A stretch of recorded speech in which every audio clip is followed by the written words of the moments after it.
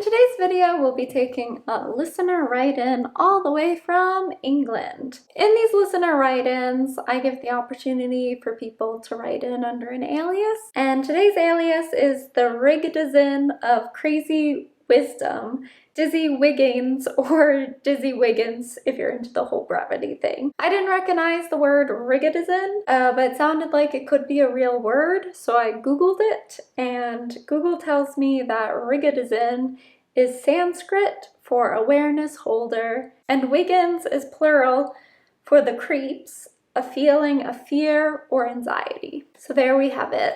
Dear Tess, I have been a maladaptive daydreamer since my first memories. I have only just found out through your exquisitely marvelous channel that what I've been doing is maladaptive daydreaming. For decades, I have been trying to do various sorts of practices that involve getting into the body, but always found that being in the body feels like work or like a hostile environment. I just bounce back up into my imagination as soon as possible. Maladaptive daydreaming is both immensely pleasurable and simultaneously painful.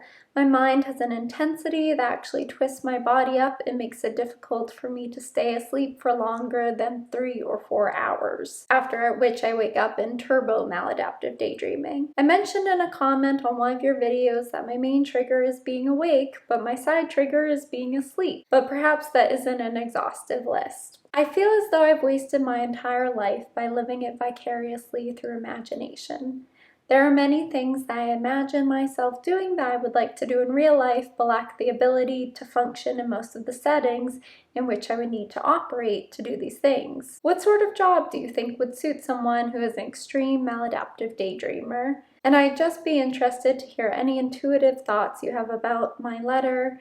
Toodle pip and farewell, dear lady. Hello, Dizzy. I didn't read the full extent of your letter because you have some flourishes that I feel like diverted a little from getting to the heart of your letter, so please forgive me. Those flourishes were lovely. For brevity's sake, I just skipped them. Your missive showcases that you have a tendency toward creativity. Your writing was very personable and full of energy that was entertaining to read, and it seems like you have a tendency toward play and silliness and that creativity I mentioned. Those are all gifts and joys that you can expand upon outside of your daydreaming. How you can do that, that's really up to you. You don't list exactly which kind of goals you have that the maladaptive daydreaming is distracting you from, but one of the things that did stand out to me in your letter, and which coincides with a lot of messages I receive from people who talk about maladaptive daydreaming, is the presence of pain in the present moment. You write that your body feels like a hostile environment. Within that context, it makes perfect sense why you would want to dissociate or maladaptively daydream. There's that sense of overwhelm and unbearableness, so much so that the only safe space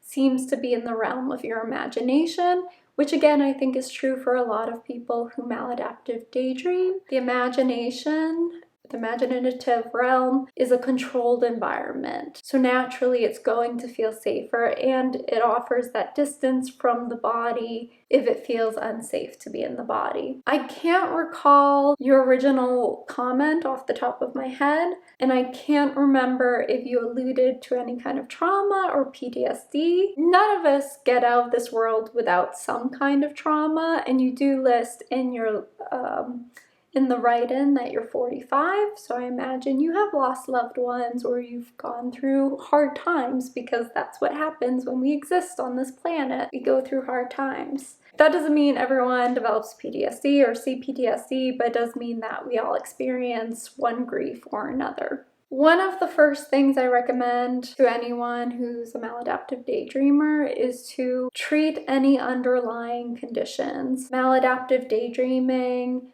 is often comorbid to other conditions like PTSD, OCD, ADHD, these kind of things where you're getting out of the body, right? So with PTSD, there might be that pain and that fight and flight. There's that protective layer of going into a dissociative state. With ADHD, that's the lack of attention, that lack of being present, again, going into a more dissociative state, a more daydreaming, losing track of time. And then with obsessive compulsive disorder, you have the sense of obsessiveness of the daydreaming habit as well as the compulsiveness of the habit.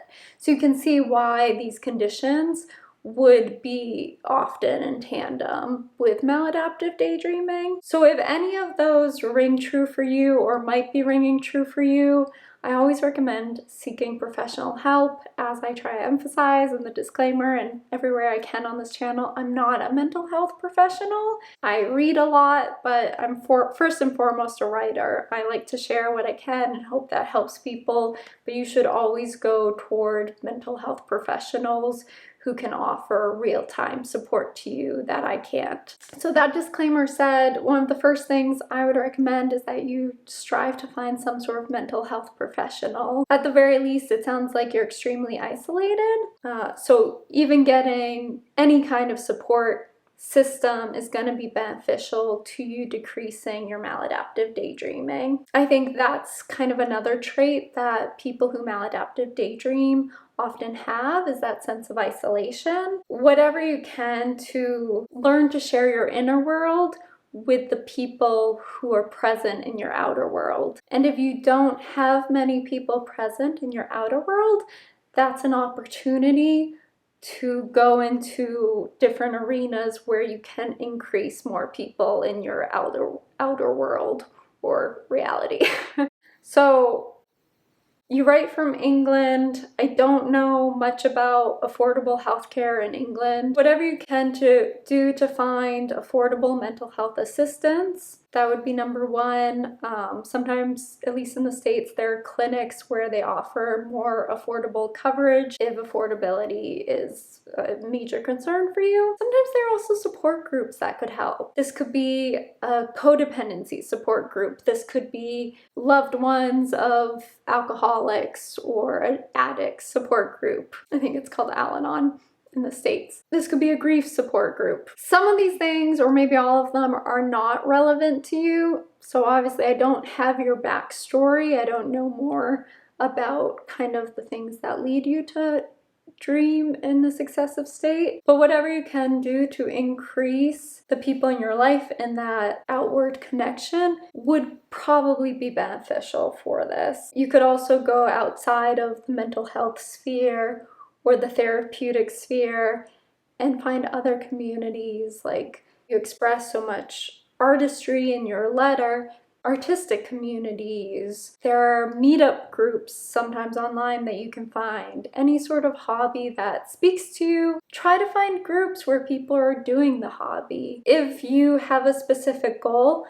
find people who are also aiming to do that goal. It might be really challenging to do it on your own, especially if you're constantly daydreaming at home.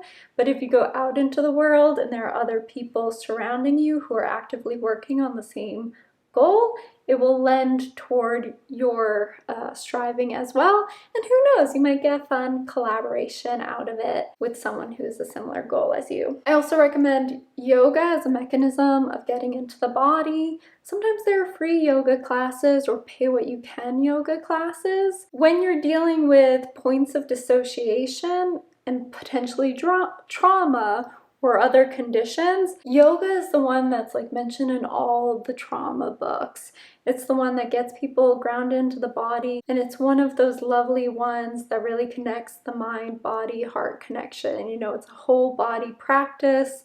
It incorporates breath work and really feeling that strength back into the body and increasing the sense of safety back into the body. So if you're striving to make your body a friendlier environment as opposed to the hostile environment you describe in your letter, I highly recommend yoga. It's wonderful. Once you start it, you'll get kind of addictive to it, and it's like a fine addiction. One of my friends recently got into it. I went to the first class with her. I was so happy.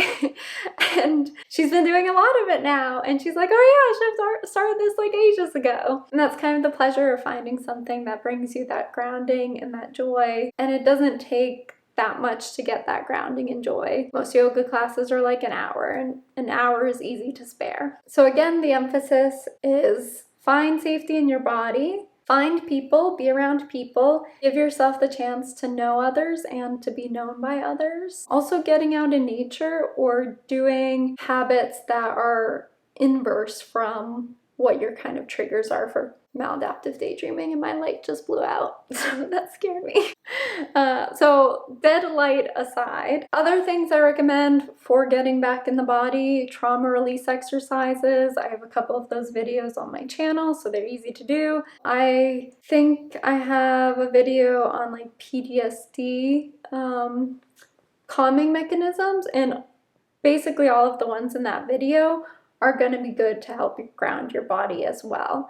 So I think that consistently practicing good ways of getting back into your body and making it a safer realm. One of the things I also thought of with your letter was Viktor Frankl's Man's Search for Meaning. In this book, he talks about how people survived the Holocaust and how they had to kind of figure out how to survive their survival. When all of your family members are dead and gone, how do you return to a world like that? How do you find meaning in a world where there's so much grief and loss and there doesn't seem to be much reason to keep going? Well, he talks about how it's so important that people have meaning in their lives, in their daily lives. That helps people keep going. That makes life worth living when you have purpose. So I recommend his book. It's very sad, but it's a good one. And then the other concept or book I also thought of was the Japanese concept Ikigai, and it's essentially like the reason to be or the reason to wake up in the morning. And there's multiple books on it. This one is one I have by Ken Mogi, How the Japanese Wake Up to Joy and Purpose Every Day. The joy and purpose doesn't have to be like some wild thing. Examples of Ikigai could be waking up to feed your plants or your pet, or playing with your grandkids or nieces or nephews or children. Maybe it's volunteering somewhere. Maybe it's taking care of something in your neighborhood. I think one of the other opportunities where you can meet people and network with people, since it seems you're looking for a job, is by volunteering. And that would weave in purpose, that would weave in being amongst other humans. And again, that could be a great opportunity to network and find out which areas of work you might enjoy. As for a career for an extreme maladaptive daydreamer, I don't know that I have like a job list for that. That's really up to you and what you vibe with. Some of the things that I thought of in a general sense is jobs where you're around people. Because as I said before, a lot of the time when people are dreaming in these excessive ways, they're isolated. So if you can be in a job where you're surrounded by other humans, where the work is very physical, so you're moving around, you're touching things, you're moving things from place to place, or maybe it's a lot of interaction with other people, so you're in your body, you're finding another place where your body is safe amongst other people. There's not that like sitting and mulling over on your own. Some jobs that could count for that, restaurant job. You're very colorful with your language. Maybe it's a museum tour guide or a tour guide of a city. Anything where there's that movement with other people, I think could be beneficial. But again, I don't know your skill set. I don't know your history of work. So this is just kind of like a general thoughts for someone with maladaptive daydreaming where they could kind of flourish in an environment that aligns with their kind of mental needs. So basically a job that gets you back in your body and less in your head. I think that's the gist of what you asked for in your email. So thanks again for writing in, Dizzy. Thank you for making your letter colorful and silly. I appreciated it, and I do remember responding to your initial comments and them being humorous. So also appreciate that. Everyone else, please like, subscribe, hit that bell for notifications. As a reminder, I have a Patreon where I post well-being tips of the month, journal exercise, early release video, as well as a book of the month. So if any of that interests you, please join that Patreon below. I would really appreciate the support. Also, if you would like to have your question featured in a listener write-in, the form for that is below as well. Thanks again, y'all. Take care and be well.